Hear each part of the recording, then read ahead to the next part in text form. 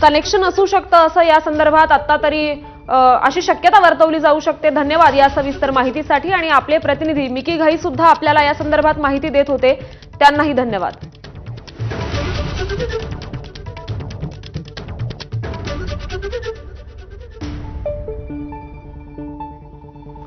तर पुण्याच्या खराडी भागातील रेव पार्टीमध्ये पोलिसांनी खडसेंच्या जावयाला अटक केलेली आहे। यानंतर संजय राऊतांनी महाजनांवर जळजळीत टीका केली आहे। महाजन एके दिवशी फडणवीसांनाही गाडल्याशिवाय राहणार नाहीत अशी बोचरी टीका संजय राऊतांनी केली।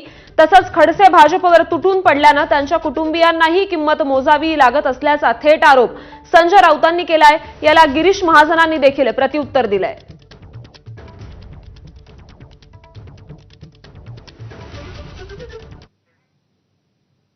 दोन दिवसापासून खडसे साहेब सरकारच्या विरुद्ध आणि खास करून गिरीश महाजन यांच्या विरोधामध्ये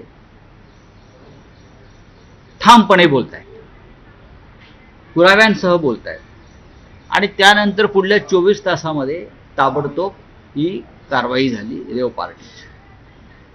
एकनाथराव खडसे यांनी जे मुद्दे मांडले, जे आरोप केले त्याची चौकशी होत नाहीये, पण जो आरोप करतो त्याच्या घरावर धाडी घातल्या जातात।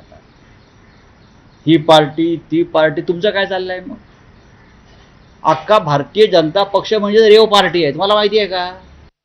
गिरीश महाजन नावाचा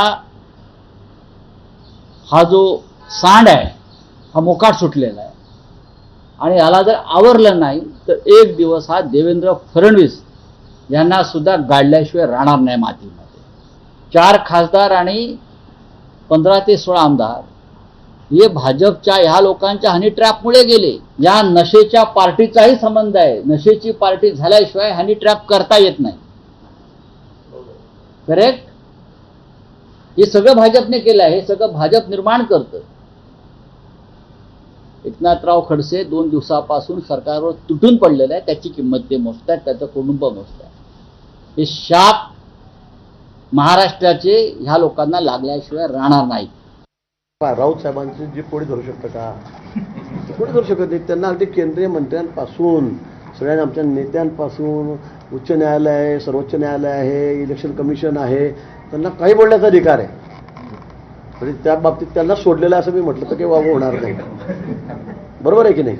मी असं काही सांडण शब्द वापरणार नाही, पण मला वाटतं त्या बाबतीत ते तसेच बोलतात मोकाटसारखे, त्यांच्यावर कोणाचं बंधन आहे। आणि म्हणून मला असं वाटतं की ते म्हणतात म्हणजे मी काय मी रोज मारामारी करतोय, कधी ऐकलं का आपण? खडसे साहेबांनी माहिती दिली असेल त्यांना अजून काही। तर या सर्व घडामोडींवर आपलं लक्ष असेलच। तुर्तास एक छोटासा ब्रेक घेतो।